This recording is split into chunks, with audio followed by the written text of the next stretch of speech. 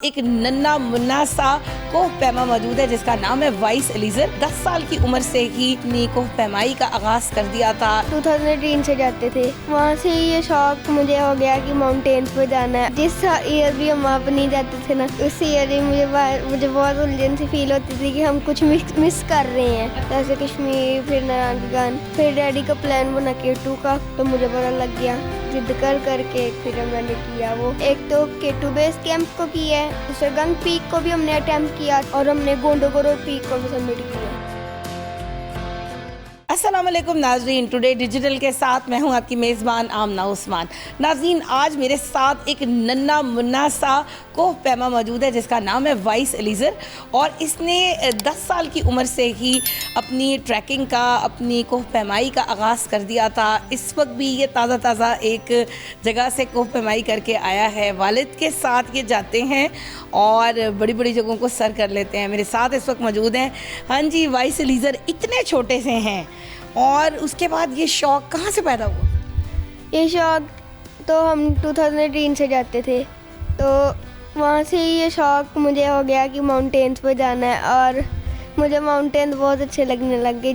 जब तक वहाँ पे जिस ईयर भी हम वहाँ पे नहीं जाते थे ना, तो उस ईयर ही मुझे बहुत उलझन सी फील होती थी कि हम कुछ मिस कर रहे हैं। अच्छा। पर फिर हम हर ईयर चले जाते थे, जैसे कश्मीर, फिर नारायणगढ़, फिर डैडी का प्लान बना K2 का, तो मुझे पता लग गया। फिर मैंने जिद करके फिर मैंने किया वो, तो उधर तक के लिए परमिशन मिल गई। तो जब फिर हमने उस वाले एक्सपीडिशन को अंजाम दिया। अच्छा, डैडी ने और आपने कौन कौन सी जगहों को अभी तक जो है वो डिस्कवर किया?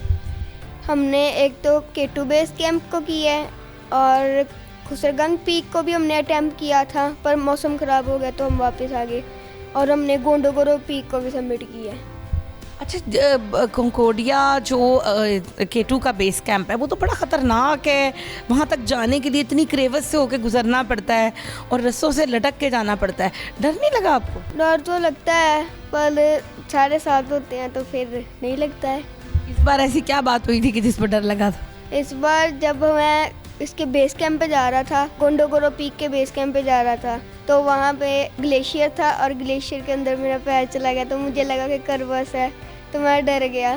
फिर क्या किया? रोने लग गए?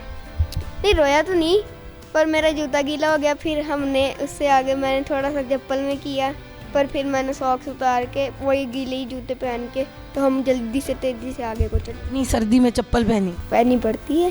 कितने जो है वो -डिग्री सेंटीग्रेड वहाँ पर होता है? -25 रात के टाइम जब हम K2 पे थे तब होता था। तो ये कौन से दिनों की बात है? ये लास्ट ईयर आप गए थे K2 पे? मैं तब 10 ईयर्स ओल्ड का था और जब मैं 11 ईयर्स ओल्ड का था तब हम गए थे खुसरगंग पीक पे, और अब मैं 12 ईयर्स का हो चुका हूँ। और जब मैं 12 का नहीं था हुआ तब हम गए थे गोंडोगोरो पीक पे। गोंडोगोरो पीक पे गए थे। वहाँ पर गोंडोगोरो पीक पे और खुसरगंग पीक पे कोई ख़ास बात, कोई ऐसी चीज़ जो आपको अभी तक याद हो? हर तरफ बर्फ़ ही बर्फ़ देखने को मिलती थी और हरियाली ऊपर जाके कम हो जाती थी। जब आपको किसी भी जगह पर बहुत ज़्यादा बर्फ़ होती थी और फिर एकदम कहीं पर कोई ज़िंदगी के आसार, कोई बर्ड नज़र आ रही है या कोई एनिमल नज़र आ रहा है, तो अच्छा लगता है कि नहीं? बहुत ज़्यादा अच्छा लगता है। जब हम K2 पे थे तो वहाँ पे बर्फ़ के ऊपर एक इतना बड़ा स्पाइडरमैन देखा। अच्छा। स्पाइडर, और वो मूव कर रहा था और वो उसके साथ मैंने उसको छेड़ने लगा, तो वो उतनी देर भागा, बर्फ़ के अंदर चला गया कहीं पे नीचे। बर्फ़ के अंदर उसने अपना घर बनाया हुआ था, यानी वहाँ पे भी ज़िंदगी थी। और वहाँ पे जब हम उधर पहुँच गए थे तो वहाँ पे थोड़े बर्ड भी थे ऊपर। शायद एक ही किस्म का होता है वहाँ पे बड़ा सारा। मुख्तलिफ़ किस्म के आपने वहाँ पर फूल देखे जो कोई आपको आम जगहों पे नज़र नहीं आए? वहाँ पे जब तक हम बर्फ़ पे नीचे गए तब तक तो फूल वगैरह, पत्तियाँ वगैरह थी, पर जब हम बर्फ़ पे चले गए तब हरियाली ख़त्म हो गई थी, क्योंकि बर्फ़ हो जाती है तो वो नीचे वाला सब कुछ नीचे चला जाता है। कहीं मुश्किल हुई आपको कि आपको अब्बा ने ख़ुद उठाया हो कि जी अच्छा सही है भाई, अब तो इससे चला नहीं जा रहा तो मैं इसको उठा के लेके जाता हूँ, ऐसा भी हुआ? नहीं, इतना थकता नहीं था मैं। जब कभी अब्बू को कहा कि अब तो मैं बीमार हो गई हूँ, फिर क्या हुआ? इतने सारे मेडिसिन के डब्बे आ गए। फिर आप डर तो नहीं गए डब्बे देख के? मैं इतना पहाड़ से नहीं डरा, इतना इतना सारे डब्बे देख के डर गया था। कहीं ऐसा तो नहीं हुआ कि किसी जगह इंजेक्शन लगवाने की नौबत आ गई हो? नहीं, इंजेक्शन लगाने की तो नौबत नहीं आई। जब भी कभी आपने ट्रैकिंग की है या आपने ये कोह पैमाई की है, पहाड़ पे आप चढ़ते हैं, तो उस वक्त क्या आपको रस्से भी बांधे जाते हैं? जी, रस्सी रोप फिक्स करते हैं और फिर किट पहन के तो फिर हम रोप से चलते हैं। अच्छा, जब क्रेविस मिली तो कहाँ पर मिली थी आप? जब हम सबमिट कर रहे थे तब हम 5200 मीटर पे थे, तब हमें एक बहुत बड़ी क्रेविस मिली थी। चौड़ाई में तो वो कम थी देखने में, पर लंबाई ज़्यादा थी, इसी वजह से हम उसके ऊपर से नहीं गए रोप लगा के, हम साइड से होके तो फिर हम आगे गए थे। अच्छा, कौन से ऐसे कोह पैमा हैं जिनको आप बहुत पसंद करते हैं और उनको मतलब एडमायर करते हैं कि आप उनकी तरह बनना चाहते हैं?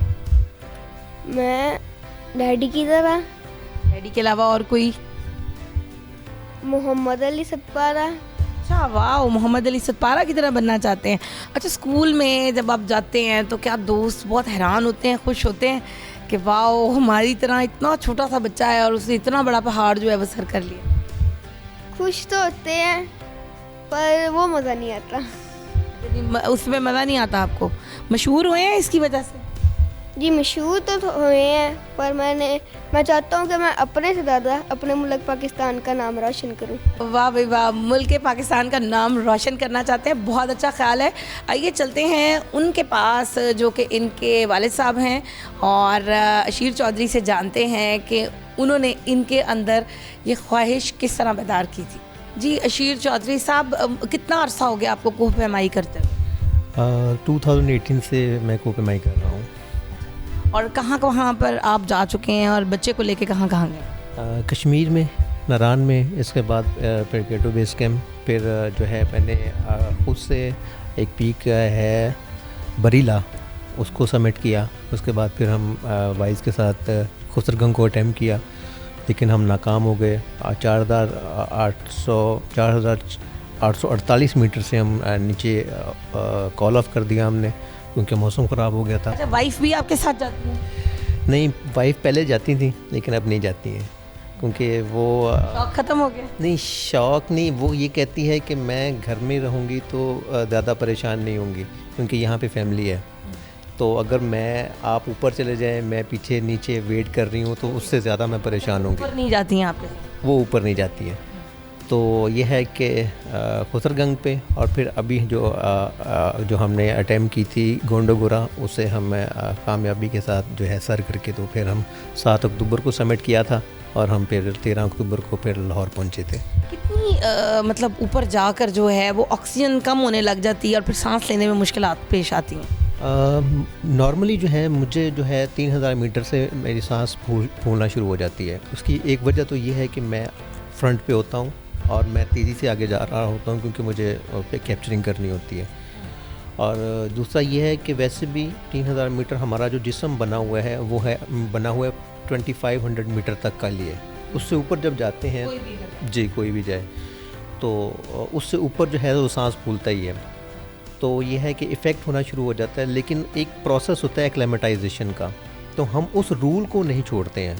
मैं जब भी इसको लेके जाता हूँ तो मैं दिवसाई के रास्ते से लेके जाता हूँ, ताकि वो जो एक्लेमेटाइजेशन प्रोसेस है किसी हद तक वो हल हो जाए। यही वजह है कि इसको मुश्किल नहीं होती है, और हम माउंटेनियरिंग रूल के मुताबिक जा रहे होते हैं तो मुश्किल नहीं होती है। अच्छा, जब अभी आपने इस दफ़ा ट्रैक किया तो आप किस तारीख को गए और कितने दिन के बाद आप वापस आए? हम 31 सितंबर की आखिरी तारीख को गए थे और हम 13 अक्टूबर को हम वापस पहुंचे थे। बच्चे के अंदर इतनी ज़्यादा ख्वाहिश आ गई है और इतना छोटा बच्चा आप लेके जाते हैं, आपको डर नहीं लगता? मैं स्ट्रेस में होता हूँ कंटिन्यूसली जब तक मैं वापस उतर नहीं आता हूँ। मेरी नींदें उड़ी होती हैं। छोटा सा बच्चा है, अगर कभी ये बीमार हो जाए तो उसको कौन देखेगा? यह है कि बीमार होता नहीं है, क्योंकि मैं रूल के मुताबिक चल रहा होता हूँ। अगर मैं रूल से हटूँगा तो फिर डेफिनेटली असर होगा। रूल से हटना क्या होता है ट्रैकिंग के दरमियान? एक्लेमेटाइजेशन बहुत मेजर चीज़ है, बहुत मेजर चीज़ है, जिससे कोई भी माउंटेनियर अगर ध्यान नहीं देगा तो वो डेड है। ये है एक्लेमेटाइजेशन होता है कि ऊपर चढ़ें फिर नीचे उतरें। मतलब अगर आप 600 मीटर, रूल ये है कि आपने एक दिन में 600 मीटर ऊपर जाना है, 300 मीटर नीचे आना है। इस तरह से ऊपर नीचे होके फिर ऊपर जाना होता है। इसीलिए तो K2 के लिए 2 माह लग जाते हैं। नए गोल्स क्या हैं आपके? वो तो कहता है कि मैं तो चाहता हूँ कि सारे के सारे माउंटेन सर कर लूँ तो बाकी देखें कि होती मर्ज़ी जो है वो खुदा ताला की है, तो जैसे उसकी मर्ज़ी है। बाकी ख्वाहिश तो है कि जितनी बुलंदियों पे वो जा सकते हैं जाए। जब आप लोग दौरान सफ़र में थे तो उस ट्रैकिंग के सफ़र के दरमियान में कहीं कोई ऐसा खुशगवार या नाखुशगवार वाक़या? K2 का जो इसका सबसे पहला लंबा ट्रैक था, उसमें चौथे दिन ये रोने लग पड़ा था। उसकी वजह ये थी कि पायू से लेके जो उर्दुकस का जो सफ़र है वो 20 किलोमीटर था और हम ग्लेशियर पे चढ़ चुके थे और वो कभी नीचे जा रहे हैं कभी ऊपर जा रहे हैं, ऐसे ऐसे जो चलना था उसकी वजह से मतलब ये तो बहुत ज़्यादा थक गया और रोना शुरू हो गया।